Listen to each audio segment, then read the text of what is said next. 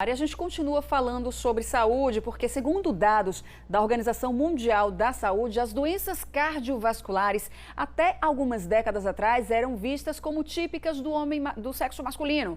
Hoje as mulheres estão tão propensas quanto os homens. Estatísticas, apontam que as doenças cardíacas já superam os tumores de mama e útero nas mulheres. Pois aí, algumas pesquisas, Aline, apontam que 74% das mortes no Brasil são causadas por doenças crônicas não transmissíveis, como as doenças cardíacas. E para falar, claro, sobre esse assunto, vamos conversar agora com a cardiologista Thaís Carvalho Vieira.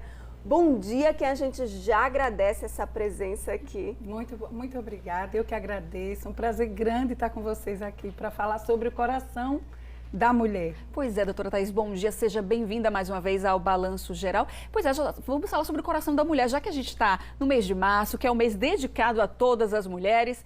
E a gente quer saber, as doenças cardiovasculares, como a gente falou agora há pouco, têm atingido cada vez mais as mulheres. E tem uma preocupação maior quando a mulher atinge, por exemplo, a menopausa. Sim, essa realmente é a faixa etária em que há uma prevalência maior das doenças cardiovasculares, que são o infarto agudo do miocárdio e o derrame, né, que é o AVC.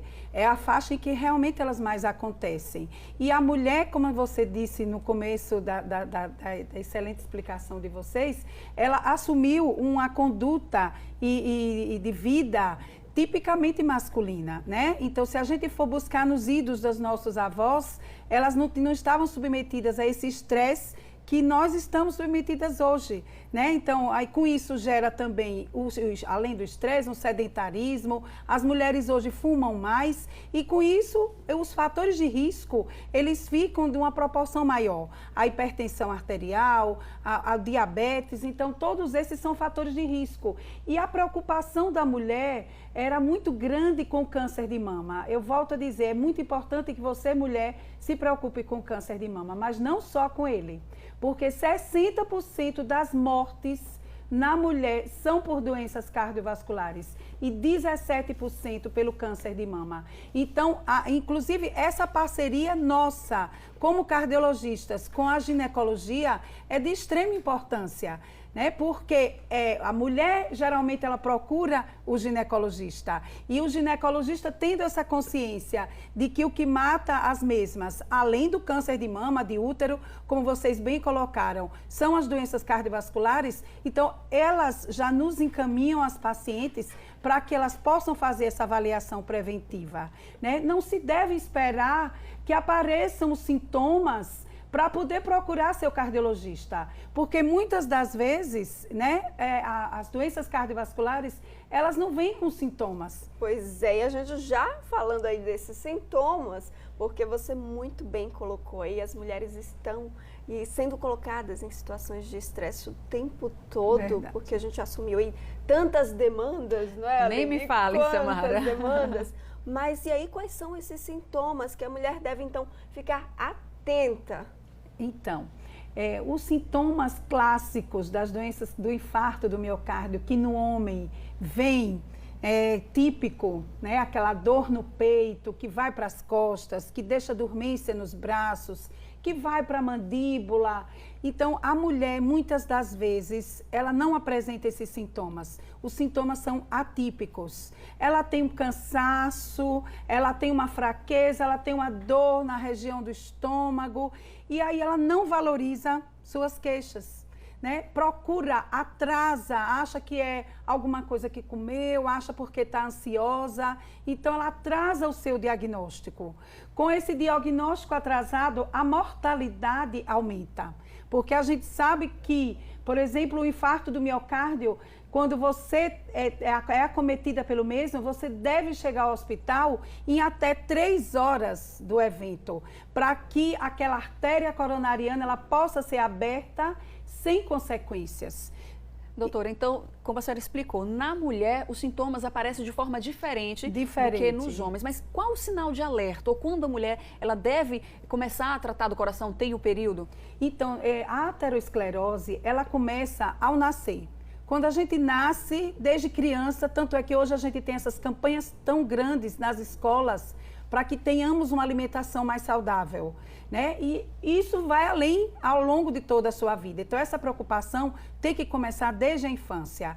Mas a ida ao cardiologista anual, para uma mulher, mesmo que assintomática, é de extrema importância, porque o cardiologista, ele vai ver se você tem um histórico na família de uma doença cardiovascular. Então, você deve ficar em alerta.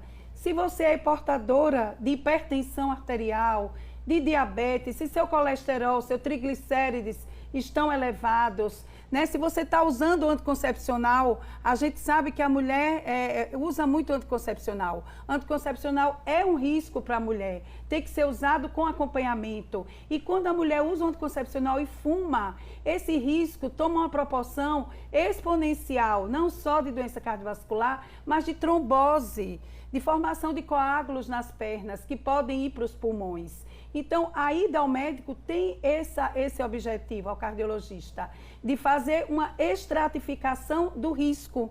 Qual é o risco que eu, você, Samara, temos de ter uma doença cardiovascular?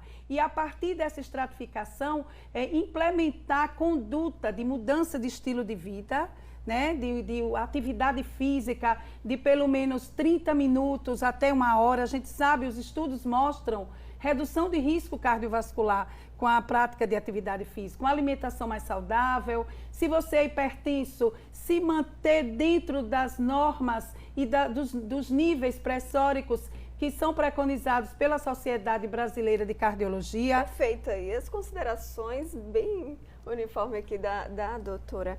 Então, quais são, né, outras formas de prevenir, já que já citamos aqui a ida ao cardiologista pelo menos uma vez, hábitos saudáveis, quais são as outras formas de prevenção dessas doenças aí que matam as mulheres? Então, se você é hipertensa, você tem que ser diagnosticada se é portadora ou não de hipertensão. Se você é hipertensa, você está dentro dos níveis normais. Se você é portador ou não de diabetes mellitus, a gente sabe, por exemplo, que a obesidade, hoje em dia, é a principal causa de diabetes. Antigamente era herança, ainda é herança, mas a obesidade hoje, ela suplanta, inclusive, a herança. Se você está com seus níveis de colesterol elevados, né? Então, se você está fumando, no caso da mulher, por exemplo, se você teve hipertensão na gestação, o fato dela ter tido uma pré-eclâmpsia já é um risco futuro de desenvolver uma doença cardiovascular. Então, depois que você faz esse diagnóstico desses fatores de risco e o adequado controle dos mesmos, o seu risco cardiovascular vai diminuir. Então,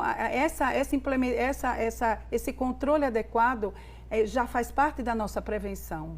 A gente aproveita, Samara, a presença da doutora Thaís Carvalho aqui para falar, porque a gente está em um momento de alerta mundial com a pandemia do coronavírus. A doutora Thaís veio falar aqui sobre um simpósio, além de todos esses esclarecimentos que ela está trazendo aí sobre a saúde cardiovascular da mulher, ela ia falar sobre um simpósio que aconteceria aqui na capital e que por conta dessa pandemia, esse simpósio foi cancelado. Eu queria que a senhora explicasse aí toda essa situação. Então, né, o nosso simpósio organizado há tantos meses, com tanto carinho, teríamos 5 palestrantes de fora do estado, né? Já estávamos com mais de 150 inscritos, porque a nossa sala não cabia, não tinha um porte até maior, que a gente não esperava uma procura tão grande.